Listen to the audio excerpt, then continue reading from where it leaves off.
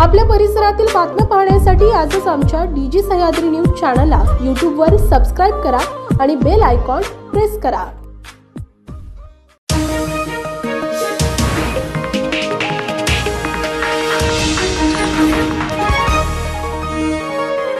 डीजी Sahyadri news, आवाज लोकशाहीचा. मैं महाराष्ट्र में 1.5 महीने पहले पूरे महाराष्ट्र का दौरा किया हूं. जहां जहां गया, विदर्भ गया, मुंबई गया, कोंकण गया, कोल्हापुर गया, उत्तर महाराष्ट्र जलगांव गया, जहां गया वहां एक ही बात है, महायुति की सरकार बनानी है. देवेंद्र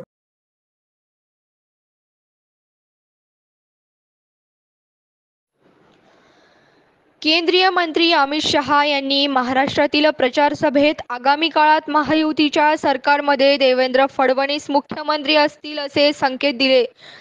सांगली जिल्ह्यातील शिराळा येथे भाषण करताना अमित शहा यांनी देवेंद्र फडणवीस यांचे नाव घेत तेच मुख्यमंत्री असतील असे संकेत दिले आहेत. महाराष्ट्रामध्ये देवेंद्र फडणवीस यांनाच आणायचे अशी महाराष्ट्रातील जनतेची इच्छा असल्याचे अमित शहा यांनी म्हटले आहे. त्यामुळे आता राजकीय वर्तुळात मुख्यमंत्री पदाबाबत चांगली चर्चा सुरू झाली आहे. शिवसेना उद्धव बाळासाहेब ठाकरे पक्षाचे पक्षप्रमुख उद्धव ठाकरे यांनी शनिवारी पुन्हा एकदा पंतप्रधान नरेंद्र मोदी व केंद्रीय गृहमंत्री अमित शहा यांच्यावर तिखट हल्ला चाठवला. नरेंद्र मोदी व अमित शहा यांनी अवघा महाराष्ट्र लुटला, त्यानंतर आता ते महाराष्ट्रात मते मागण्यासाठी जागोजागी फिरत आहेत असे ते म्हणाले. मुलगी शिकली, प्रगती झाली आणि 1500 देऊन घरी बसवली, हा विकास आहे का, असा उपरोधिक टोलाही त्यांनी मुख्यमंत्री एकनाथ शिंदे यांच्या नेतृत्वातील महायुती सरकारवर निशाणा साधताना हाणला. 9 नोव्हेंबर ही तारीख ऐतिहासिक असल्याचे पंतप्रधान नरेंद्र मोदी यांनी म्हटले आहे. या दिवशी सर्वोच्च न्यायालयाने राम मंदिराचा निर्णय दिला होता. त्यानंतर देशभरात उत्साह साजरा झाला होता. महाराष्ट्र विधानसभा निवडणुकीच्या पार्श्वभूमीवर अकोला जिल्ह्यात नरेंद्र मोदी यांच्या सभेचे आयोजन करण्यात आले होते.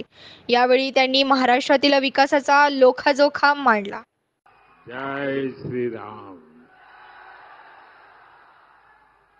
9 नवंबर की ये तारीख इसलिए भी याद रखी जाएगी क्योंकि सुप्रीम कोर्ट के फैसले के बाद हर धर्म के लोगों ने बहुत ही संवेदनशीलता का परिचय दिया. राष्ट्र प्रथम की यही भावना भारत की बहुत बड़ी ताकत है. साथियों, 2014 से 2024 ये 10 वर्ष महाराष्ट्र ने बीजेपी को लगातार दिल खोलकर आशीर्वाद दिया है. बीजेपी के ऊपर महाराष्ट्र के इस भरोसे की वजह भी है. इसकी वजह है जोखम मांडला. पंतप्रधान नरेंद्र मोदी यांनी प्रत्येकाच्या बँक खात्यात 15 लाख रुपये जमा करण्याची गॅरंटी दिली होती. मात्र 15 लाखाची गॅरंटी 15,000 रुपयांवर आली आणि आता निवडणुकीनंतर 15 पैशांवर येईल, अशा तिखट शब्दात शिवसेना पक्षप्रमुख उद्धव ठाकरे यांनी शनिवारी 9 तारखेला कळमनुरी येथे केंद्र व राज्य सरकारवर निशाणा साधला. उपमुख्यमंत्री अजित पवारांनी शरद पवार गटाचे प्रदेशाध्यक्ष व उमेदवार जयंत पाटील यांच्यावर जोरदार हल्लाबोल केला आहे.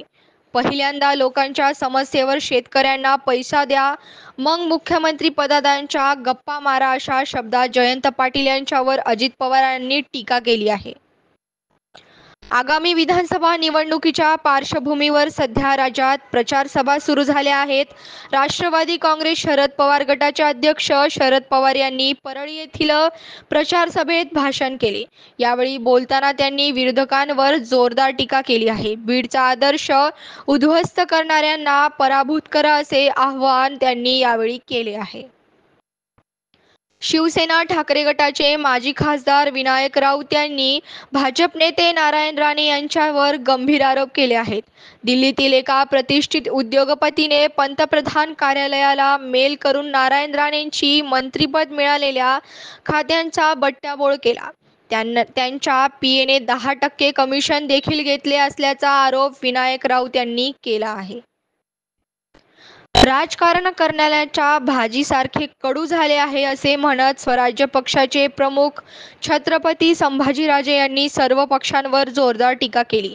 नाशिक पश्चिम विधानसभा मतदारसंघातील स्वराज्य पक्षाचे उमेदवार दशरथ पाटील यांच्या प्रचारासाठी आयोजित सभेत संभाजीराजे बोलत होते. या सभेत त्यांनी महाविकास आघाडी आणि महायुतीवरही टीका केली. महाराष्ट्रातील शिवसेना आणि राष्ट्रवादी काँग्रेसच्या आमदार अपात्रतेसंबंधित प्रकरणावर गेल्या अनेक महिन्यापासून सुनावणी होत नसल्यामुळे सतत नवीन तारखा देण्यात येत आहेत. आता पुन्हा एकदा सर्वोच्च न्यायालयाकडून सुनावणीसाठी नवीन तारखा मिळवण्याची शक्यता आहे. विधानसभा निवडणुकीनंतर युतीचा उमेदवार हा लाडक्या बहिणीसाठी होणाऱ्या मतदानाच्या बाजूने बोट वर करेल, तर महाविकास आघाडीचा उमेदवार लाडकी बहीण योजना बंद करण्याच्या बाजूने हात वर करणार असल्याचे उपमुख्यमंत्री देवेंद्र फडणवीस यांनी म्हटले आहे. चंद्रपूर जिल्ह्यात आयोजित प्रचार सभेत ते बोलत होते. मुख्य संपादक सानिका गायकवाड, डीजी सह्याद्री.